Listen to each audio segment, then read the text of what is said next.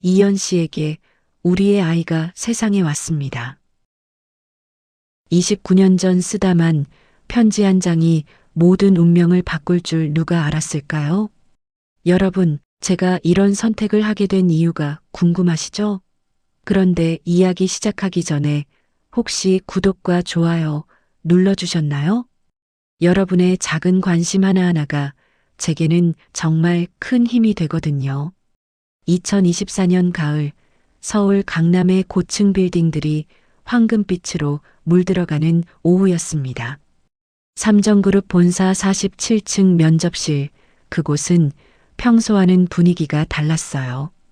보통이라면 인사팀장과 부서장 몇 명이 앉아 있을 자리에 오늘은 강희현 회장이 직접 참석해 있었거든요. 75세의 강 회장은 30년 넘게 이 회사를 이끌어온 거물이었습니다. 그의 눈빛은 날카로웠고 손끝에서는 수십 년간 쌓인 권위가 묻어났어요. 하지만 오늘 그의 마음 한구석에는 설명할 수 없는 불안감이 자리하고 있었습니다. 다음 지원자를 들어오게 하세요. 회장의 목소리가 면접실에 울렸어요. 문이 열리며 한 여성이 들어섰습니다. 29살의 김도윤이었어요. 단정한 검은 정장에 깔끔하게 묶은 머리, 그리고 조금은 긴장했지만 당당한 걸음걸이였습니다. 안녕하십니까? 김도윤입니다. 그녀가 인사를 하며 고개를 숙이는 순간 강 회장의 펜이 미세하게 떨렸어요. 뭔가 익숙한 느낌이었거든요. 그 목소리, 그 인사하는 방식이 오래된 기억을 건드렸습니다. 자기소개 부탁드립니다. 도윤은 차분하게 숨을 들이마시고 말을 시작했어요. 저는 김도윤입니다. 서울대학교 경영학과를 졸업하고 중견기업에서 5년간 전략기획 업무를 담당했습니다. 제 이름은 어머니께서 지어주셨는데 그녀가 잠시 망설이다가 덧붙였어요. 어머니의 이름에서 한 글자를 따서 지으셨다고 하시더라고요. 이도윤이라는 이름에서요. 그 순간이었습니다. 강 회장의 온몸에 전율이 흘렀어요. 이도윤. 29년 동안 입 밖에 내지 못했던 그 이름이 면접실의 공기를 가르며 선명하게 들려온 거였어요. 회장의 손이 서류 위에서 완전히 멈췄습니다. 다른 면접관들은 그 이상한 정적을 눈치채고 서로 눈빛을 주고받았어요. 하지만 회장의 시선은 오직 도윤에게만 고정되어 있었습니다. 그녀의 얼굴선을 보니 더욱 확신이 들었어요. 맑은 눈동자, 말할 때 살짝 올라가는 입꼬리, 그리고 긴장할 때 무의식적으로 손가락을 비비는 습관까지. 모든 것이 29년 전 그 사람을 닮아 있었거든요. 어머니는 지금 어디에 계십니까? 갑작스러운 질문에 도윤은 살짝 당황했지만 차분히 대답했어요. 동작구에 살고 계십니다. 보건소에서 계약직으로 일하고 계세요. 강 회장의 가슴이 쿵 내려앉았어요. 동작구, 그렇게 가까운 곳에 있었다니. 29년 동안 그는 전국을 뒤지며 찾아 헤맸는데 정작 그녀는 서울 한복판에 있었던 거예요. 면접은 계속되었지만 회장의 마음은 이미 다른 곳에 가 있었습니다. 도윤이 자신의 경력과 포부를 설명하는 동안 그는 과거의 기억 속으로 빠져들었어요. 1995년 봄 대학교 4학년이던 그때 경영학과 과대표였던 강희현과 국어교육과 3학년이었던 이도윤. 도서관에서 우연히 마주친 두 사람은 금세 서로에게 빠져들었어요. 순수했던 그 시절, 사랑만이 전부였던 그때의 기억이 선명하게 되살아났습니다. 질문 있으시면 말씀해 주세요. 도윤의 목소리가 그를 현실로 되돌렸어요. 강 회장은 애써 평정심을 유지하며 몇 가지 기본적인 질문을 던졌습니다.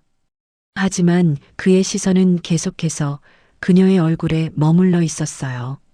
면접이 끝나고 도윤이 나간 후 면접실은 묘한 정적에 휩싸였습니다. 박성호 상무가 조심스럽게 물었어요. 회장님, 괜찮으십니까? 얼굴이 많이 창백해 보이시는데요. 강 회장은 한참 후에야 대답했어요. 김도윤 씨, 채용하겠습니다. 네. 하지만 다른 지원자들도 김도윤 씨로 결정했습니다. 회장의 목소리에는 논란의 여지가 없었어요. 그리고 잠시 망설이다가 덧붙였습니다.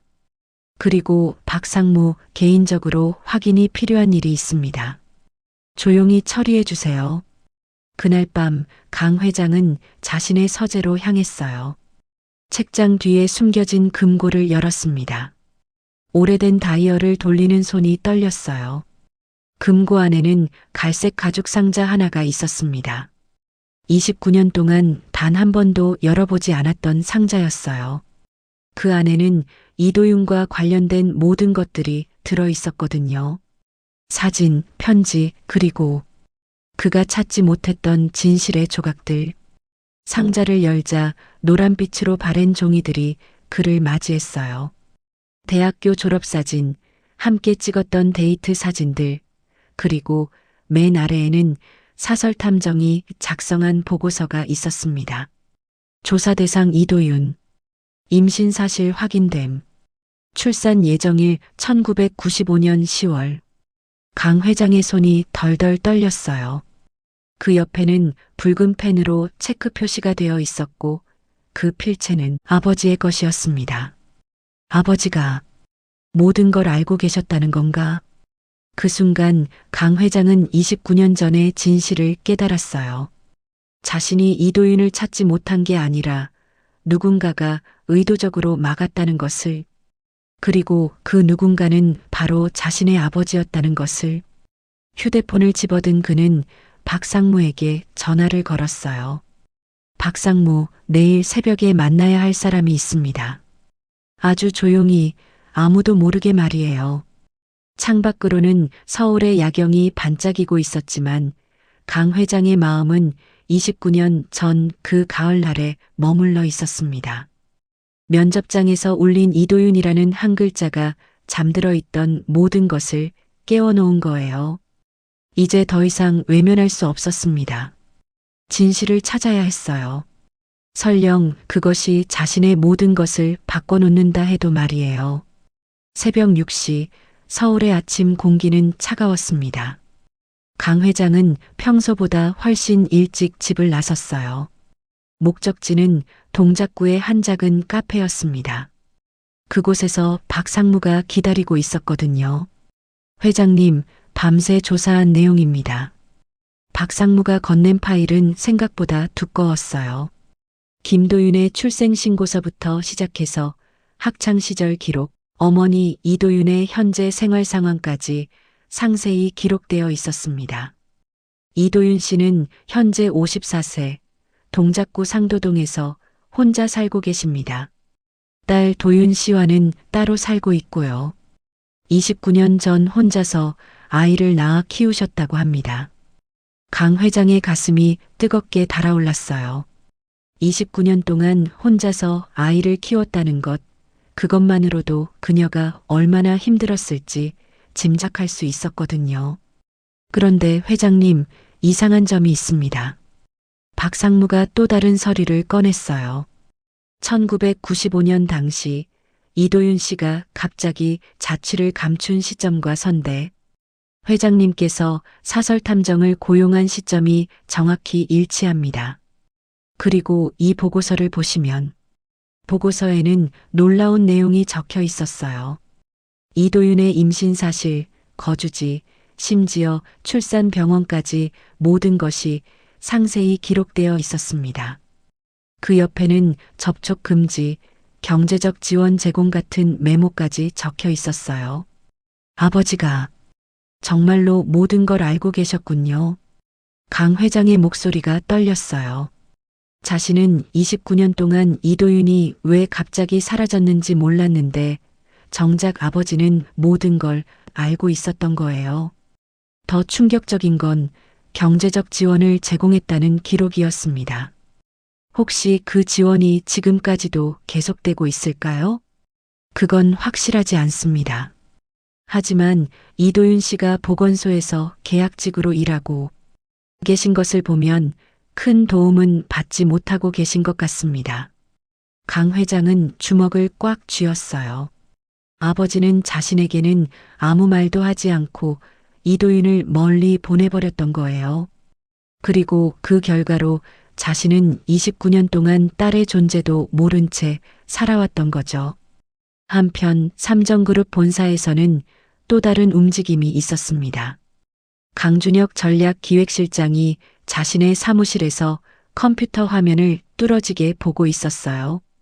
화면에는 김도윤의 채용 공고와 면접 결과가 떠 있었습니다. 강준혁은 강 회장의 조카로 언젠가는 회사를 물려받을 거라고 생각하고 있었어요.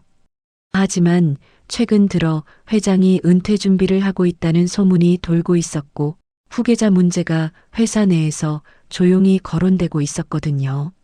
삼촌이 왜 갑자기 김도윤이라는 무명의 지원자에게 관심을 보이는 걸까?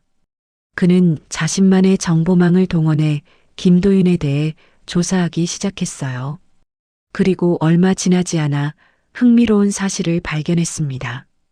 김도윤의 출생신고서에 아버지란이 공란으로 되어 있다는 것. 그리고 어머니의 이름이 이도윤이라는 것. 강준혁은 직감적으로 무언가 큰 비밀이 숨어 있다는 것을 알았어요. 혹시 삼촌이 숨겨둔 딸이 있는 건 아닐까? 만약 그렇다면 자신의 후계자 자리가 위험해질 수 있었어요. 강준혁은 즉시 사설탐정을 고용해 더 깊이 조사하기로 했습니다. 그날 오후 도윤은 첫 출근을 앞두고 어머니를 만나러 갔어요. 동작구의 작은 원룸, 이도윤은 딸을 기다리며 저녁을 준비하고 있었습니다. 엄마, 제가 삼정그룹에 합격했어요. 정말? 우리 도윤이가 드디어. 이도윤의 눈에 눈물이 글썽했어요. 29년 동안 혼자서 딸을 키우면서 항상 미안한 마음이었거든요. 딸에게 아버지를 만들어주지 못했다는 죄책감 때문이었어요. 그런데 엄마 면접에서 이상한 일이 있었어요. 도윤이 면접 때 있었던 일을 자세히 말해주자 이도윤의 얼굴이 급격히 창백해졌어요. 특히 회장이 자신의 이름을 들었을 때 보인 반응을 듣고는 손이 덜덜 떨리기 시작했습니다. 엄마, 혹시 강희연 회장님을 아세요? 아니야. 모르는 사람이야. 하지만 이도윤의 목소리는 확신이 없었어요. 그녀는 29년 동안 숨겨왔던 비밀이 드러날까봐 두려웠거든요. 딸이 자신 때문에 상처받을까봐, 그리고 무엇보다 강희연이 딸의 삶에 혼란을 가져올까봐 걱정이었어요. 그날 밤 이도윤은 잠들지 못하고 창밖을 바라보고 있었어요. 29년 전 그날이 생생하게 떠올랐습니다. 1995년 여름, 임신 6개월이었던 그때 강희연의 아버지가 찾아왔어요. 정장을 단정하게 차려입은 그는 차가운 목소리로 말했습니다. 이 돈을 받고 우리 아들 곁에서 사라져 주세요. 당신과 우리 아들의 신분은 맞지 않습니다. 아이는 당신이 혼자 키우세요. 대신 경제적 지원은 해드리겠습니다. 그때 이도윤은 선택해야 했어요. 사랑하는 사람과 함께 있으면서 그의 가족과 평생 싸우며 살 것인가, 아니면 홀로 아이를 키우며 조용히 살 것인가. 그녀는 후자를 선택했어요. 강희연의 미래를 망치고 싶지 않았거든요. 하지만 약속된 경제적 지원은 얼마 지나지 않아 끊어졌어요. 강 회장의 아버지가 세상을 떠난 후 모든 연결고리가 사라진 거였어요. 그래서 이도윤은 29년 동안 혼자서 딸을 키워야 했습니다. 도윤아, 미안해. 엄마가 너에게 아버지를 만들어주지 못해서. 이도윤은 조용히 눈물을 흘렸어요. 이제 와서 진실을 말하기에는 너무 많은 시간이 흘렀고 딸과 강희연 모두에게 상처가 될 것 같았거든요. 하지만 운명의 수레바퀴는 이미 돌기 시작했어요. 29년 만에 다시 만난 세 사람, 강희형과 이도윤, 그리고 도윤. 이들의 삶은 이제 다시 얽히게 될 운명이었습니다. 그리고 그 과정에서 강준혁이라는 새로운 변수가 등장하게 되죠. 그는 자신의 지위를 지키기 위해 모든 수단을 동원할 준비가 되어 있었어요. 진실이 밝혀지는 것을 막기 위해서 말이에요. 김도윤의 첫 출근일, 삼정그룹 본사는 평소와 다름없이 분주했습니다. 하지만 도윤의 마음은 그렇지 않았어요. 어젯밤 어머니와의 대화가 계속 머릿속을 맴돌았거든요. 분명 어머니는 뭔가를 숨기고 있었어요. 전략기획팀 사무실에 들어선 도윤을 팀원들이 반갑게 맞이했습니다. 새로 오신 김도윤 씨죠? 저는 이민수 과장입니다. 잘 부탁드려요. 안녕하세요. 열심히 배우겠습니다. 도윤은 정중하게 인사했지만 사람들의 시선에서 묘한 느낌을 받았어요. 호기심 어린 눈빛들이 자신을 훑어보고 있었거든요. 참, 회장님이 직접 뽑으신 분이시죠? 정말 대단하세요. 동료의 말에 도윤은 당황했어요. 네, 그게 무슨... 몰랐나 보네요. 강 회장님이 면접에 직접 참석하셔서 채용을 결정하신 건 정말 드문 일이거든요. 특별한 이유가 있으셨나 봐요. 도윤의 가슴이 두근거리기 시작했어요. 왜 강 회장이 자신에게 특별한 관심을 보인 걸까요? 면접 때의 그 이상한 반응들이 다시 떠올랐습니다. 한편 강 회장은 회장실에서 박상무와 함께 이도윤에 대한 추가 조사 결과를 검토하고 있었어요. 회장님, 이도윤 씨의 현재 주소를 확인했습니다. 그리고 놀라운 사실을 발견했습니다. 박상무가 건넨 서류에는 이도윤의 최근 5년간 의료 기록이 있었어요. 그 중에서 특히 눈에 띄는 것은 정기검진 기록이었습니다. 유방암 초기 진단. 작년에 수술을 받으셨군요. 강 회장의 얼굴이 굳어졌어요.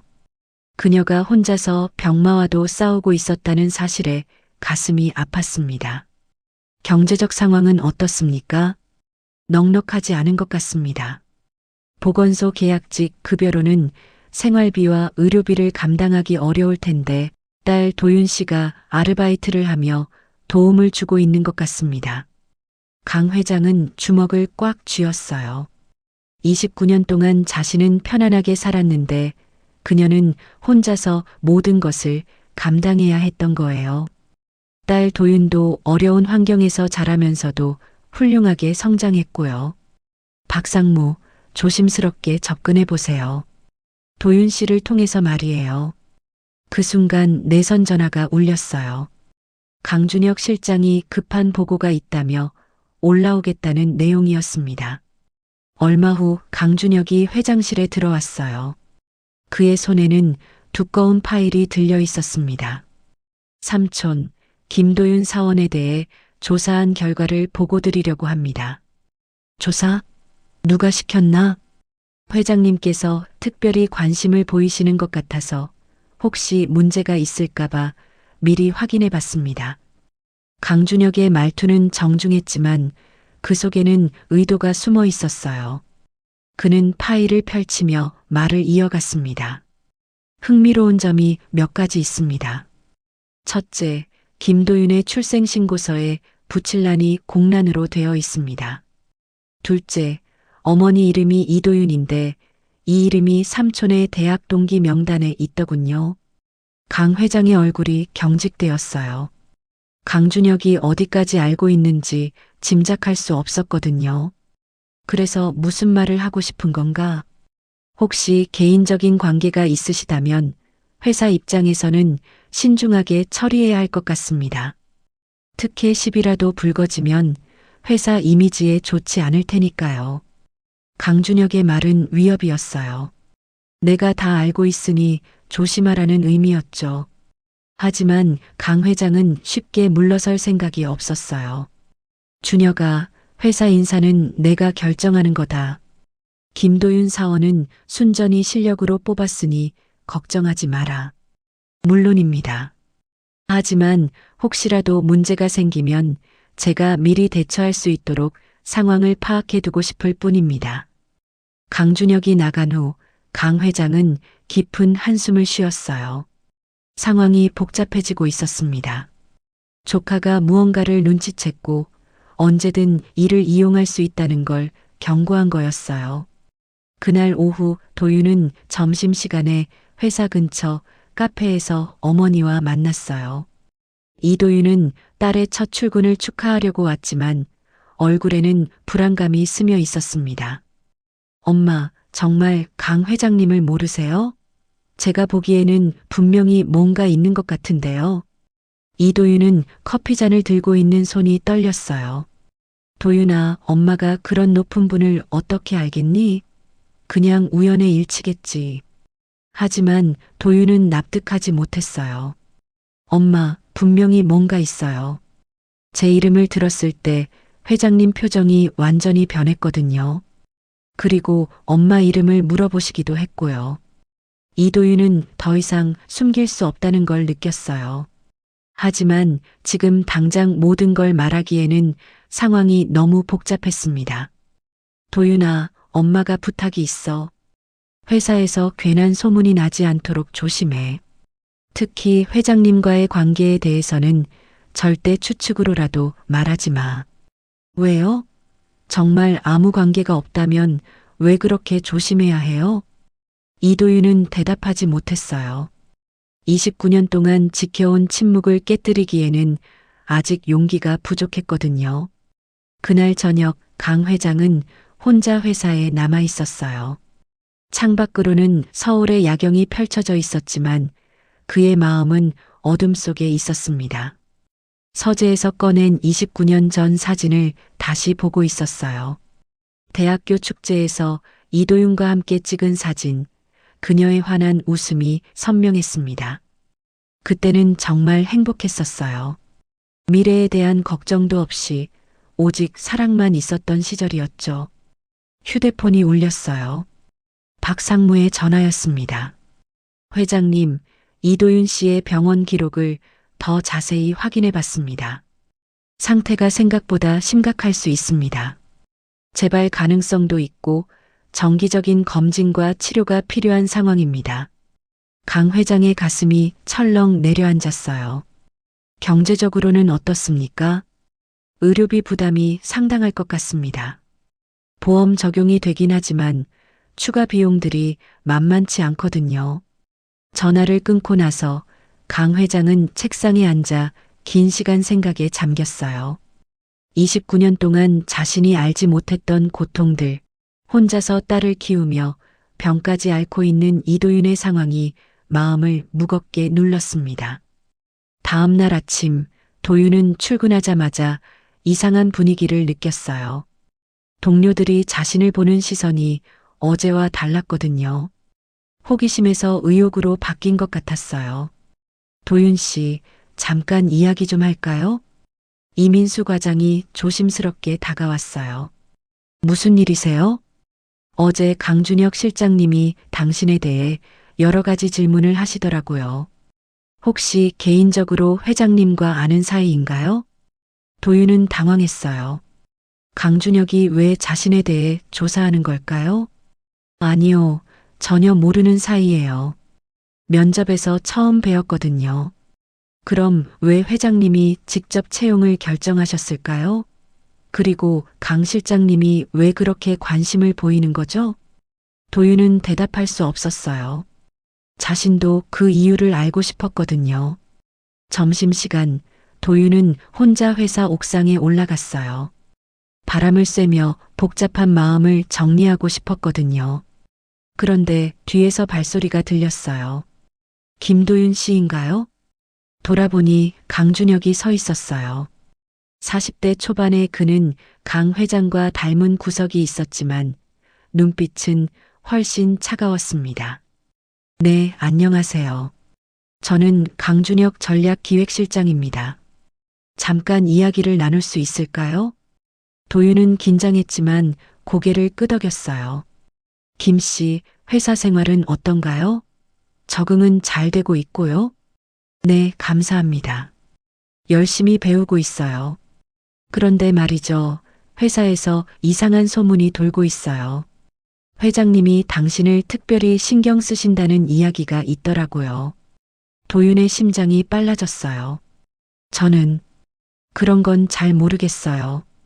혹시 회장님과 개인적인 관계가 있으신가요? 어머니를 통해서라든지. 강준혁의 질문은 점점 구체적이 되어 갔어요. 도윤은 뭔가 함정에 빠지는 느낌이었습니다. 정말 아무 관계 없습니다. 면접에서 처음 배웠어요. 그렇다면 왜 회장님이 당신 어머니 이름을 물어보셨을까요? 면접에서 그런 개인적인 질문을 하시는 건 정말 드문 일이거든요. 도윤은 할 말을 잃었어요. 자신도 그 이유를 모르겠는데 어떻게 대답해야 할지 막막했습니다. 김 씨, 제가 조언 하나 해드릴게요. 회사에서는 실력으로 승부하세요. 괜한 오해를 살 만한 행동은 피하시고요. 특히 회장님과의 관계에 대해서는 더욱 신중하게 행동하시길 바랍니다. 강준혁의 말은 분명한 경고였어요. 그는 미소를 지으며 자리를 떠났지만 도윤은 한동안 그 자리에 서 있을 수밖에 없었습니다. 왜 이런 일이 생기는 걸까? 정말 엄마와 회장님 사이에 뭔가 있는 건 아닐까? 도윤의 머릿속에는 수많은 의문이 꼬리를 물고 이어졌어요.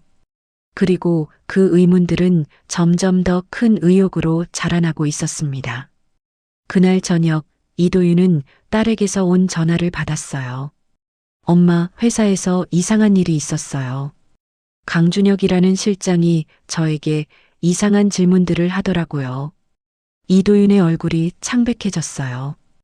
29년 전의 기억이 되살아났습니다.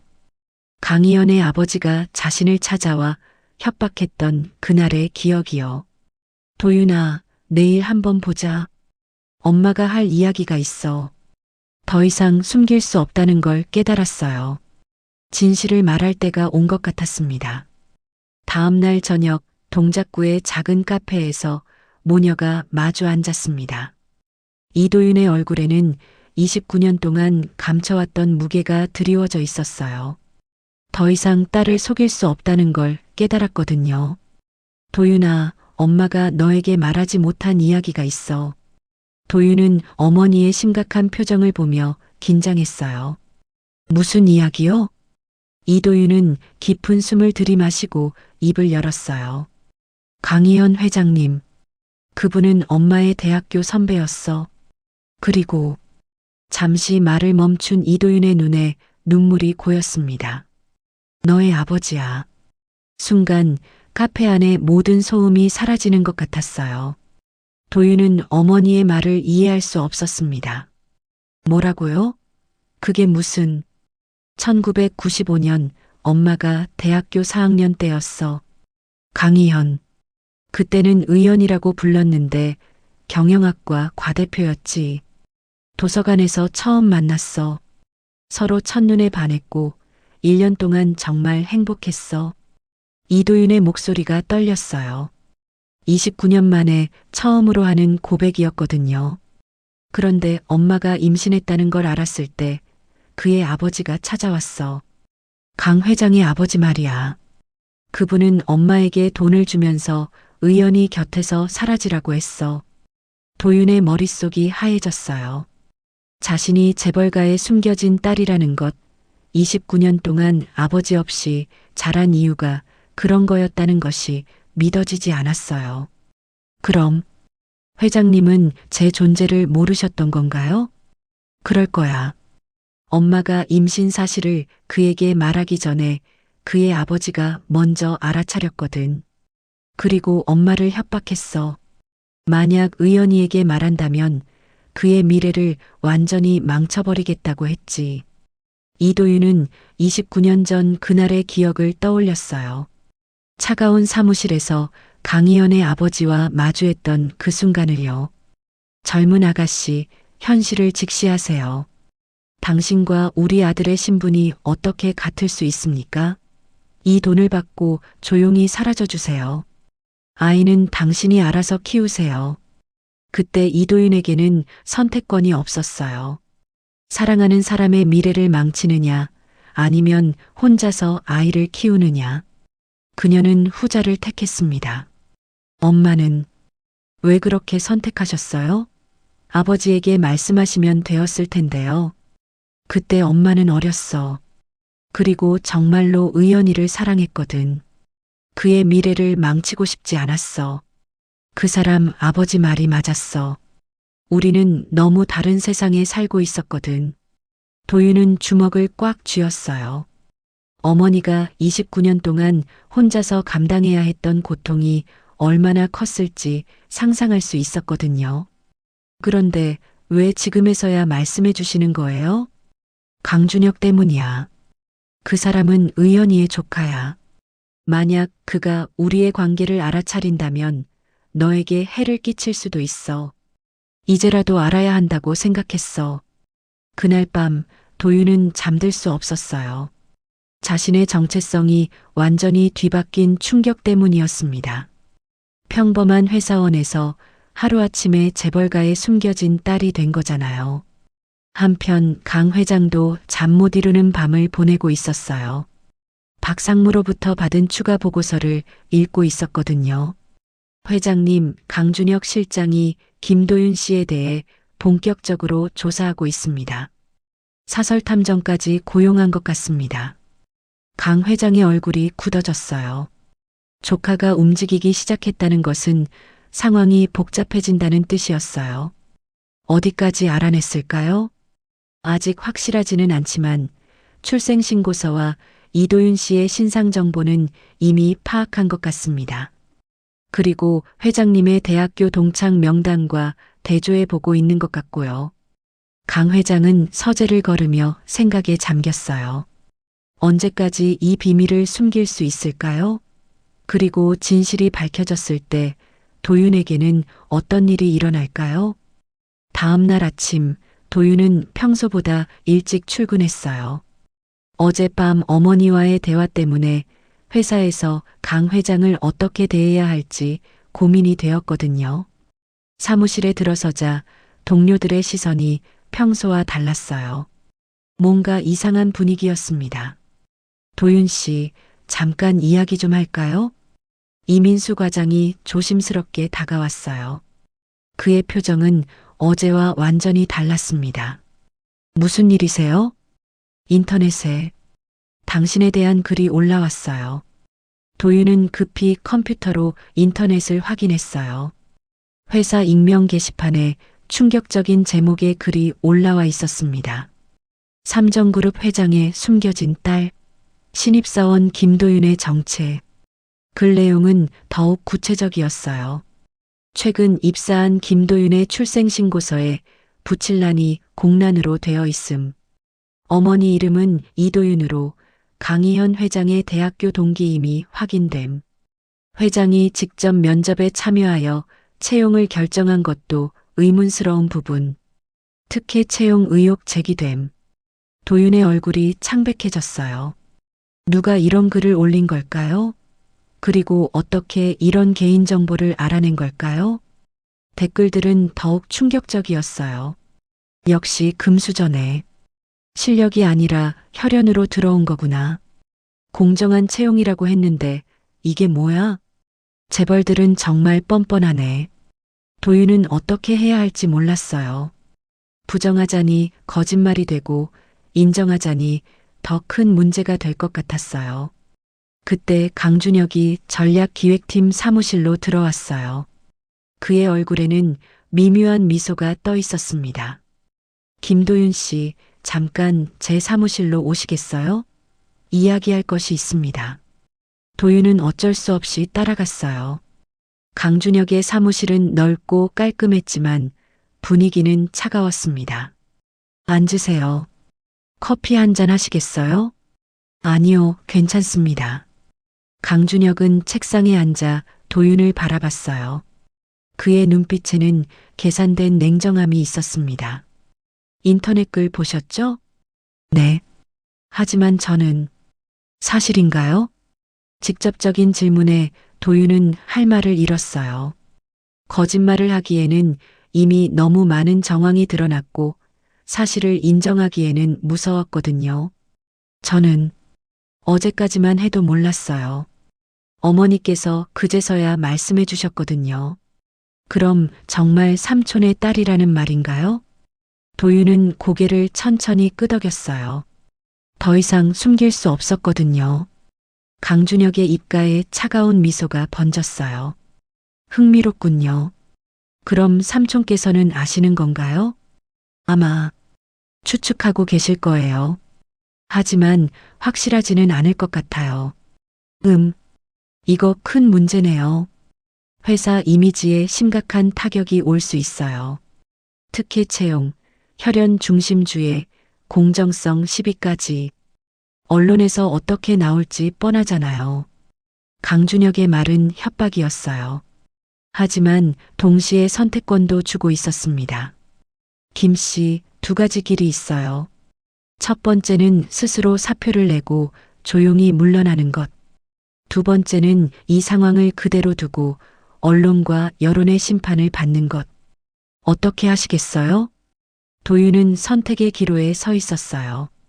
29년 만에 찾은 아버지와의 관계를 위해 자신의 꿈을 포기할 것인가, 아니면 진실을 밝히고 정면 승부를 할 것인가. 그 순간 강준혁의 전화가 울렸어요. 네, 회장님. 네, 지금 김도윤 씨와 이야기 중입니다. 네, 바로 올라가겠습니다. 전화를 끄는 강준혁이 일어났어요. 삼촌이 부르시네요. 함께 올라가시죠. 이제 진짜 이야기를 해야 할 때인 것 같습니다. 도윤의 다리가 후들거렸어요. 29년 만에 아버지와 정식으로 대면하게 되는 순간이 다가온 거였어요.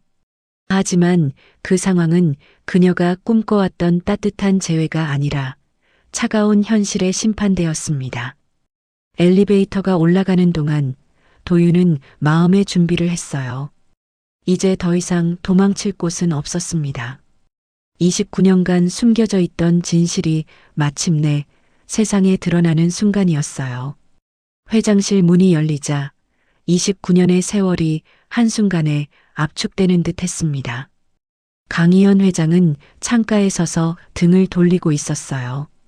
넓은 어깨에는 세월의 무게가 실려 있었고 회색 머리카락에는 한 사람의 아버지로서 감당해야 했던 그리움이 스며 있었습니다. 들어와서 앉아라. 회장의 목소리는 낮고 무거웠어요. 도윤은 조심스럽게 들어와 의자에 앉았습니다. 강준혁은 문가에 서서 이 상황을 지켜보고 있었어요. 강 회장이 천천히 돌아섰습니다. 처음으로 아버지와 딸이 진실을 알고 마주하는 순간이었어요. 도윤은 회장의 눈빛에서 복잡한 감정을 읽을 수 있었습니다. 그리움, 미안함, 그리고 말로 표현할 수 없는 애틋함이 뒤섞여 있었어요. 내가 내 딸이구나. 간단한 한마디였지만 그 안에는 29년간의 그리움이 모두 담겨 있었어요. 도윤의 눈에서 눈물이 흘러내렸습니다. 아버지. 처음으로 부른 그 호칭이 어색하면서도 따뜻했어요. 강 회장의 눈가도 붉어졌습니다. 그때 강준혁이 끼어들었어요. 삼촌, 지금 회사 상황이 어떤지 아시죠? 인터넷에 글이 올라갔고 직원들 사이에 소문이 돌고 있어요. 이대로 두면 언론에서도 문제 삼을 겁니다. 강 회장은 조카를 날카롭게 바라봤어요. 준혁아, 내가 그 글을 올린 게 아니냐? 저요? 왜 제가 그런 일을? 누구든 상관없다. 이제 진실을 말할 때가 왔다. 강 회장은 도윤에게 다가가 의자를 당겨 앉았어요. 부녀가 마주 앉은 모습은 29년 만에 처음이었습니다. 도윤아, 아버지가 29년 동안 너를 찾지 못해서 미안하다. 내 어머니가 왜 사라졌는지, 왜 아무 연락이 없었는지. 이제야 알았어. 도윤은 고개를 저었어요. 아버지 잘못이 아니에요. 엄마가 선택한 거니까요. 아니다. 내 아버지가 너희를 갈라놓았다. 내가 그때 좀 더 강했다면, 좀 더 용기가 있었다면. 강 회장의 목소리가 떨렸어요. 29년간 품고 있던 후회가 터져나오고 있었습니다. 강준혁은 이 감동적인 재회를 방해하고 싶었어요. 삼촌, 지금 개인적인 감정도 중요하지만 회사 상황을 먼저 생각해야 하지 않을까요? 주주들이 어떻게 생각할지, 언론에서 어떻게 보도할지. 준혁아, 나는 이미 결정했다. 도윤이는 내 딸이고 그 사실을 숨기지 않을 거다.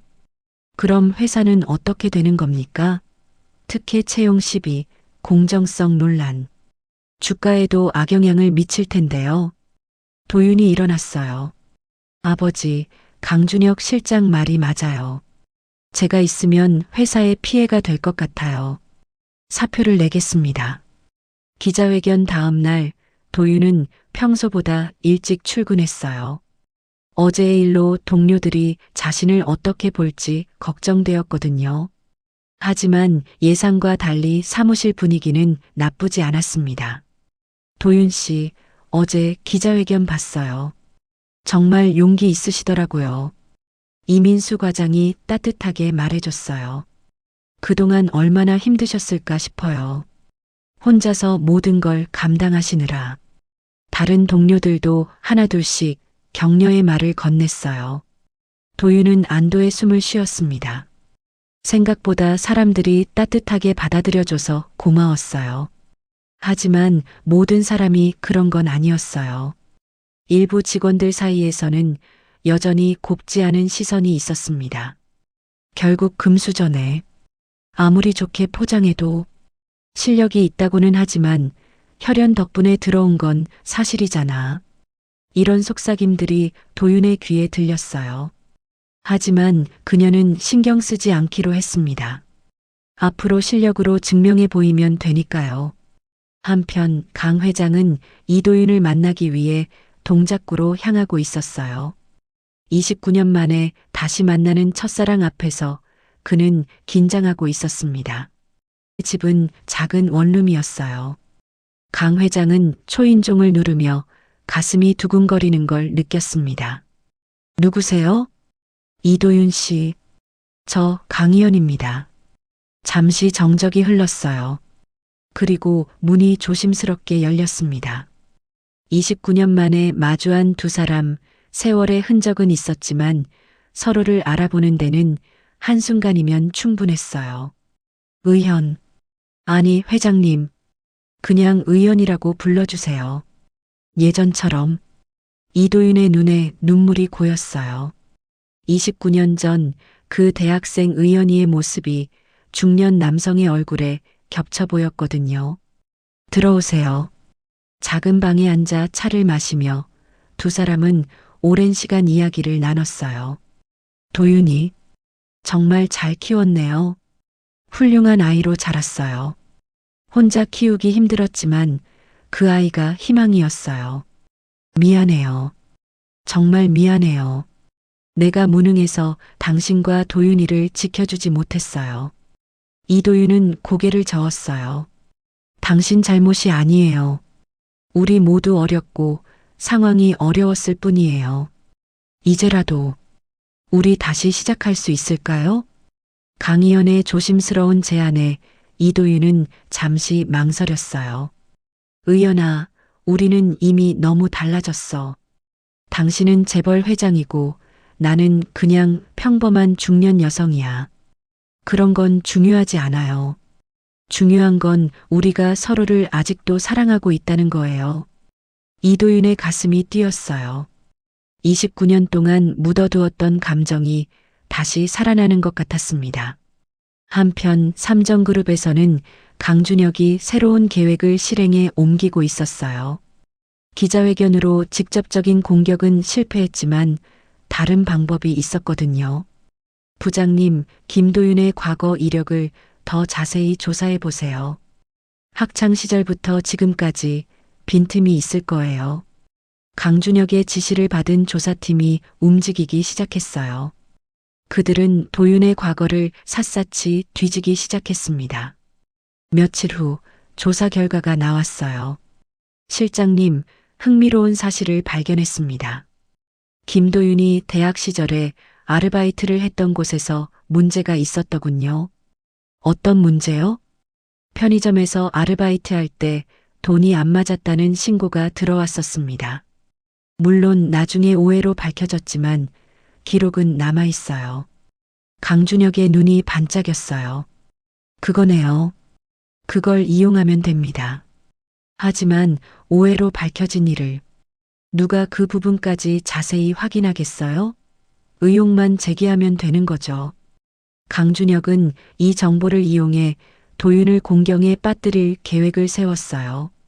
직접적으로 공격하기보다는 소문을 퍼뜨려 신뢰도를 떨어뜨리는 전략이었습니다.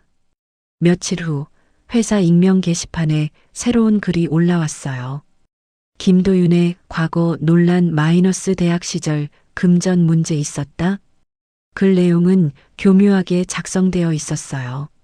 사실과 추측을 절묘하게 섞어서 독자들이 의심하게 만드는 내용이었습니다. 김도윤이 대학 시절 편의점 아르바이트를 하면서 금전 관련 문제가 있었다는 제보가 들어왔음. 비록 나중에 해결되었다고는 하지만 이런 사람이 대기업에서 일해도 되는 건지 의문스러움. 이 글을 본 도윤은 충격을 받았어요. 대학 시절에 그 일은 정말 오해였는데 이렇게 다시 거론될 줄은 몰랐거든요. 당시에 편의점 아르바이트를 하던 중에 계산이 안 맞는 일이 있었어요. 사장이 도윤을 의심했지만 나중에 CCTV를 확인해 보니 다른 아르바이트생의 실수였던 것으로 밝혀졌었거든요. 사장도 사과했고 모든 게 깔끔하게 정리되었던 일이었어요. 하지만 이 글을 본 사람들은 그런 자세한 사정을 모르니까 도윤에 대해 의심의 눈초리를 보내기 시작했어요. 정말 깨끗한 사람이었다면 이런 의혹 자체가 나오지 않았을 텐데. 역시 뭔가 있었구나. 겉으로는 착한 척 하더니 도윤은 이런 시선들을 견디기 어려웠어요. 사실을 설명하려고 해도 사람들은 반신반의하는 표정이었습니다. 그날 저녁 도윤은 아버지에게 전화를 걸었어요. 아버지, 또 이상한 글이 올라왔어요. 강 회장은 즉시 확인해보고 분노했어요. 이건 명백한 모함이야. 누가 이런 짓을 하는 거지? 아마 강준혁 실장일 것 같아요. 증거가 있나? 직접적인 증거는 없지만 정황상 그럴 가능성이 높아요. 강 회장은 주먹을 꽉 쥐었어요. 조카가 자신의 딸을 이런 식으로 공격한다는 게 믿어지지 않았거든요. 도윤아, 걱정하지 마. 아버지가 해결할게. 다음 날 강 회장은 강준혁을 불러 따졌어요. 준혁아, 내가 한 짓이냐? 무슨 말씀이세요? 도윤이에 대한 그 글 말이야. 강준혁은 시치미를 뗐어요. 저는 모르는 일입니다. 혹시 누군가 불만이 있어서 그런 글을 올린 게 아닐까요? 준혁아, 경고한다. 도윤이에게 해를 끼치는 일이 다시 일어나면 나도 가만히 있지 않을 거다. 강준혁은 겉으로는 고개를 숙였지만 속으로는 계속 기회를 노리고 있었어요. 이 정도로 포기할 생각은 없었거든요. 도윤은 이런 상황에서도 굴복하지 않았어요. 오히려 더욱 열심히 일했습니다. 실력으로 모든 의혹을 불식시키겠다는 각오였어요. 그리고 점점 도윤의 진짜 실력이 드러나기 시작했어요. 그녀가 맡은 프로젝트들은 모두 성공적으로 마무리되었고 동료들도 하나둘씩 그녀의 능력을 인정하기 시작했습니다. 도윤 씨 정말 일 잘하시네요. 처음에는 혈연 때문에 들어온 줄 알았는데 이제 보니 정말 실력 있으신 분이었어요. 이런 말들이 하나둘씩 들려오기 시작했어요. 도윤은 이런 인정을 받을 때마다 뿌듯함을 느꼈습니다. 한편 강희영과 이도윤의 관계도 조금씩 회복되고 있었어요. 29년의 공백을 하루아침에 메울 수는 없었지만 서로에 대한 사랑은 여전히 남아 있었거든요. 의연아, 우리 천천히 가자. 도윤이를 위해서라도.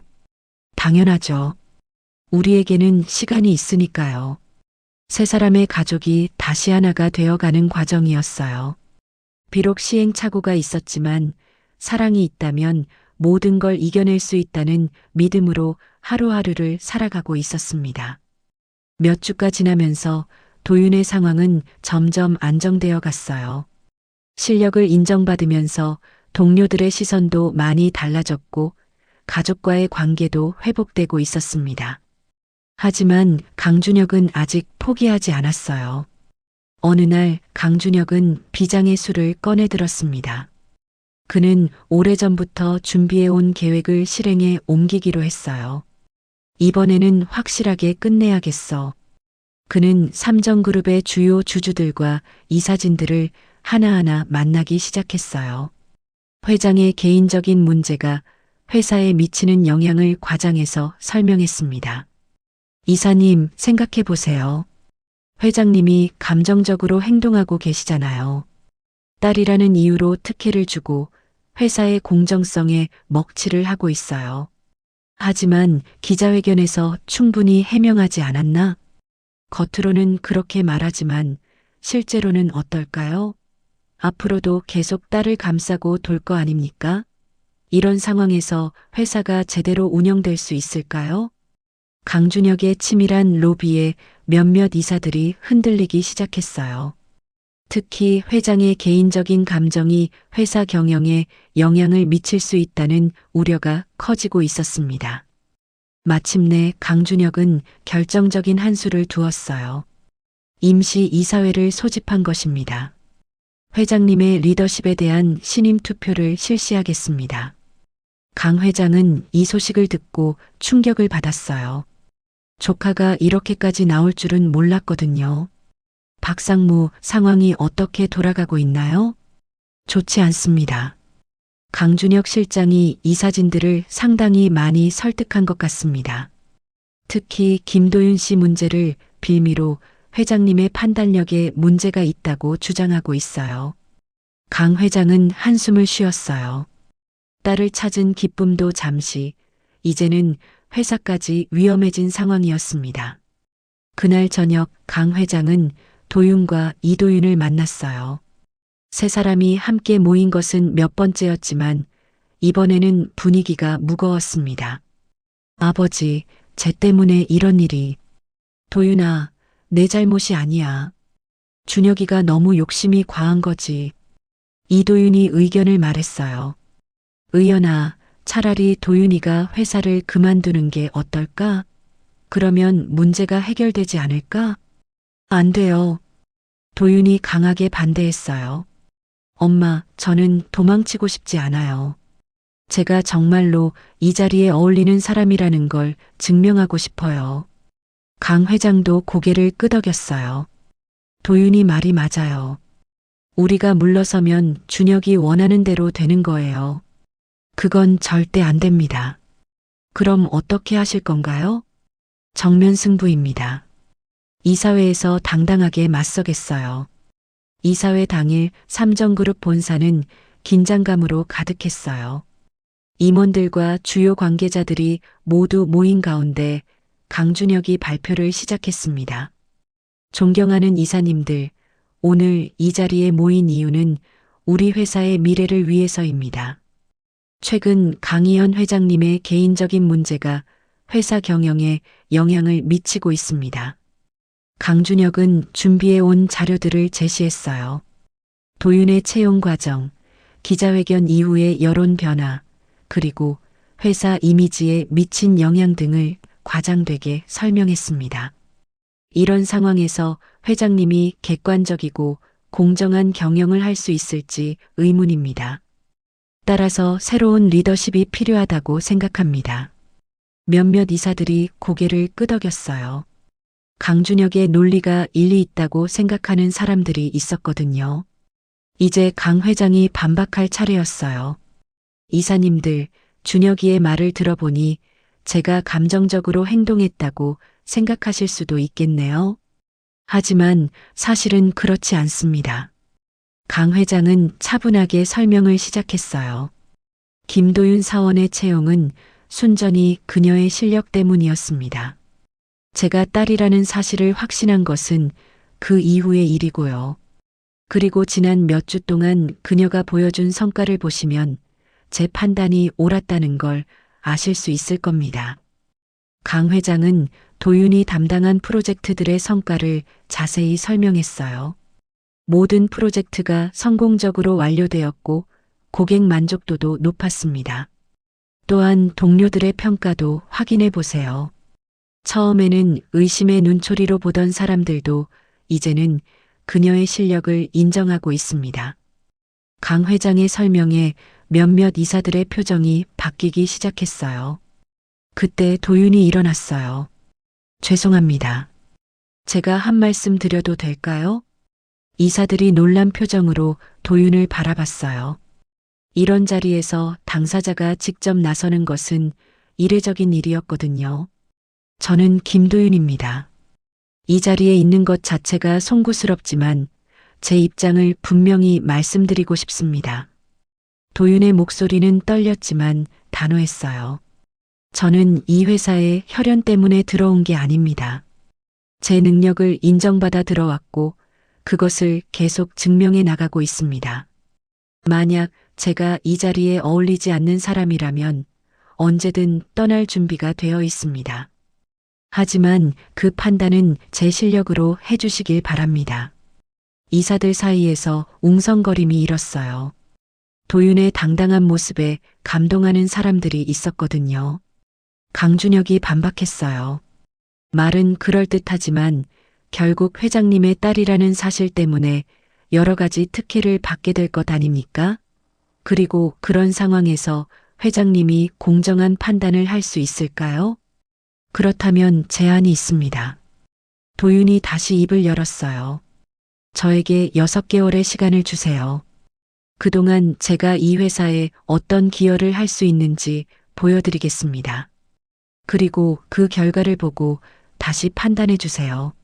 만약 실망스럽다면 저는 스스로 떠나겠습니다. 이사들이 서로 눈빛을 주고받았어요. 도윤의 제안이 합리적이라고 생각하는 사람들이 많았습니다. 김영수 이사가 발언했어요. 저는 김도윤 씨의 제안에 동의합니다. 6개월이라는 시간은 충분히 실력을 검증할 수 있는 기간이라고 생각합니다. 다른 이사들도 하나둘씩 동조하기 시작했어요. 그렇다면 투표로 결정하시죠. 결국 이사회는 도윤에게 6개월의 유예 기간을 주기로 결정했어요. 그 기간 동안의 성과를 보고 최종 판단을 내리기로 한 것입니다. 강준혁은 이 결과에 불만족스러웠지만 어쩔 수 없이 받아들여야 했어요. 이사회가 끝난 후 강 회장과 도윤은 조용한 곳에서 이야기를 나눴어요. 도윤아, 굳이 그런 제안을 할 필요가 있었나? 아버지, 이게 가장 확실한 방법이에요. 이제 아무도 제가 혈연 때문에 특혜를 받는다고 말할 수 없을 거예요. 강 회장은 딸의 용기에 감동했어요. 하지만 부담이 클 텐데. 괜찮아요. 저는 제 실력에 자신이 있거든요. 그리고 무엇보다 아버지를 실망시키고 싶지 않아요. 6개월의 시험 기간이 시작되었어요. 도윤은 그 어느 때보다 열심히 일했습니다. 새벽부터 밤늦게까지 회사에서 보내며 모든 프로젝트에 최선을 다했어요. 동료들도 도윤의 열정에 감동했어요. 도윤 씨, 너무 무리하지 마세요. 건강이 더 중요해요. 괜찮아요. 이 기간이 저에게는 정말 중요하거든요. 도윤의 노력은 결실을 맺기 시작했어요. 그녀가 담당한 신규 사업 개발 프로젝트가 대박을 터뜨린 것입니다. 매출이 기대치를 훨씬 웃돌았고 고객들의 반응도 뜨거웠어요. 이거 정말 대단한데요? 이런 아이디어는 어떻게 생각해내신 거예요? 시장 조사를 하다가 놓치고 있던 틈새를 발견했어요. 조금만 다른 관점에서 보면 기회가 보이더라고요. 도윤의 성과에 회사 내부의 분위기도 바뀌기 시작했어요. 처음에 의심의 눈초리로 보던 사람들도 이제는 그녀를 인정하기 시작했습니다.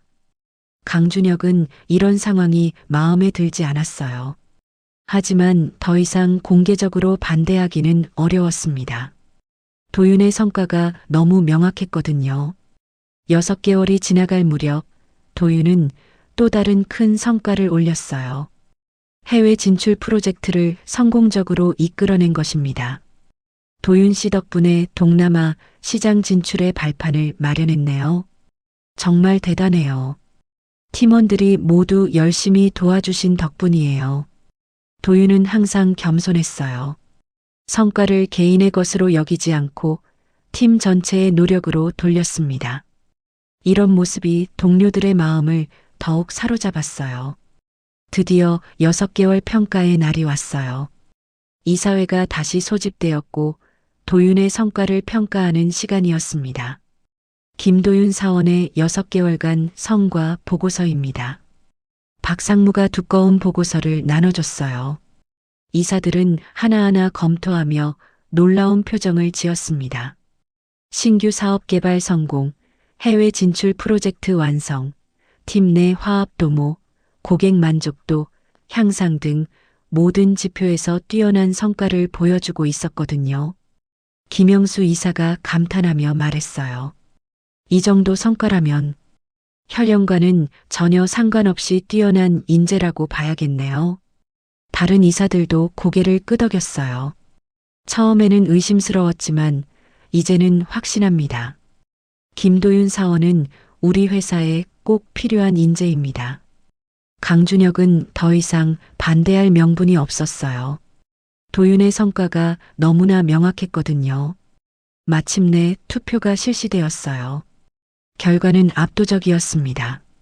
이사들 대부분이 도윤을 인정하는 표를 던진 것입니다. 김도윤 사원의 능력과 자질을 인정합니다. 앞으로도 우리 회사의 핵심 인재로 활동해 주시길 바랍니다. 도윤은 그 순간 정말로 기뻤어요. 자신의 실력으로 인정받았다는 사실이 무엇보다 소중했거든요. 강 회장도 딸을 자랑스럽게 바라봤어요. 정말 잘했다, 도윤아. 아버지가 자랑스럽다. 이사회가 끝난 후 강준혁이 도윤에게 다가왔어요. 김도윤 씨, 정말 대단하시네요. 제가 인정합니다. 처음으로 진심 어린 인정의 말이었어요. 강준혁도 더 이상 부정할 수 없었거든요. 고맙습니다. 앞으로도 잘 부탁드려요. 도윤은 따뜻하게 답했어요. 원한을 품지 않는 그녀의 모습에 강준혁도 감동했습니다. 6개월의 시험 기간을 성공적으로 마친 도윤은 이제 완전히 회사의 핵심 인재로 자리 잡았어요. 더 이상 누구도 그녀의 능력을 의심하지 않았습니다. 오히려 많은 동료들이 그녀를 롤모델로 여기기 시작했어요. 어느 따뜻한 봄날 강희현, 이도윤, 그리고 도윤은 처음으로 가족여행을 떠났어요. 29년 만에 처음 함께하는 여행이었습니다. 목적지는 제주도였어요. 공항에서 만난 세 사람의 모습은 정말 행복해 보였어요. 강희연은 평소에 카리스마 넘치는 회장의 모습이 아니라 그저 사랑하는 가족과 함께하는 한 남자의 모습이었습니다. 도윤아, 제주도는 처음이지? 네, 아버지. 정말 설레요.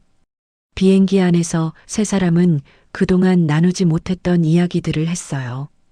도윤의 어린 시절 이야기, 이도윤이 혼자서 딸을 키우며 겪었던 어려움들, 그리고 강희연이 29년 동안 품고 있었던 그리움까지.